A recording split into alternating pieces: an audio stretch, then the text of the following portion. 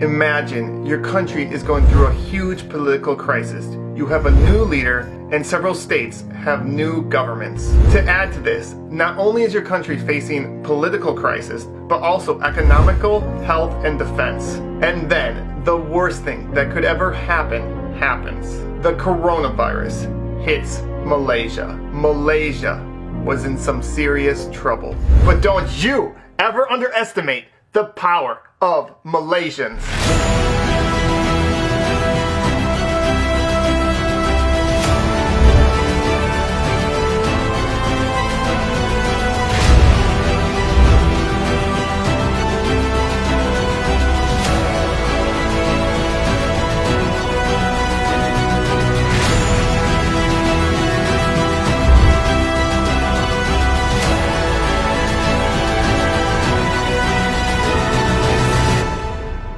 Here are 15 ways that Malaysia did the impossible. Number 15, donations and volunteer organizations.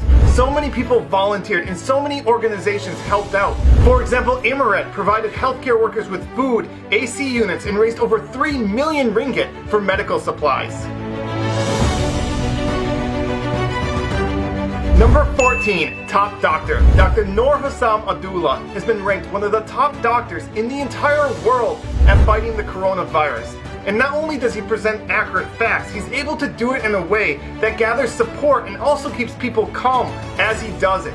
Number 13, the Movement Control Order and the Enhanced Movement Control Order. These things are not easy to pull off, and it took so many people in different organizations to work together to have them work. Number 12, indirect volunteers. There are so many people that helped out and volunteered and did so many different things like food delivery. Number 11, building temporary hospitals. Malaysia was able to build temporary hospitals very efficiently and quickly. For example, the largest agro park in Asia was able to be built into a hospital in 3 days. Number 10, the Tubelay cluster. The Tubelay cluster complied with any order from MOH, and they never complained even though they had to wait long hours in the heat.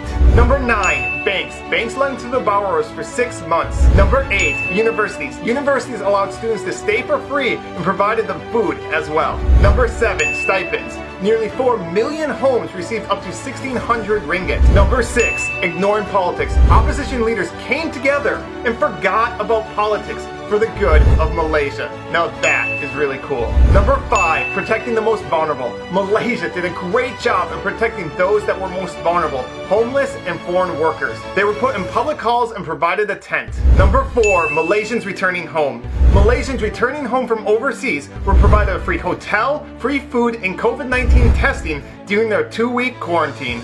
Number 3, respect for frontline workers. I've never seen so much respect and love for frontline workers. It was so beautiful to see all the support Malaysians gave to the frontline workers. Number 2, fixing the PPE shortage for frontline workers. At the beginning of the crisis, there wasn't enough PPE for all the frontline workers, and so Malaysians took it onto themselves. For example, a fashion designer realized she had a skill set that could be very valuable, and so she took the initiative to organize an entire team to make PPE. Prisoners made PPE, college students made PPE, even a Malaysian born with no arms didn't let that stop her from making PPE. And number 1, most important, is teamwork. It didn't matter if you were a celebrity or an average person. It didn't matter your social status. It didn't matter your gender, your religion, your ethnicity. All Malaysians came together for the better of Malaysia. And that's how Malaysia was able to do the impossible, to go from a country that had 3 times more cases than any other country in Southeast Asia to now being one of the safest countries in the entire world.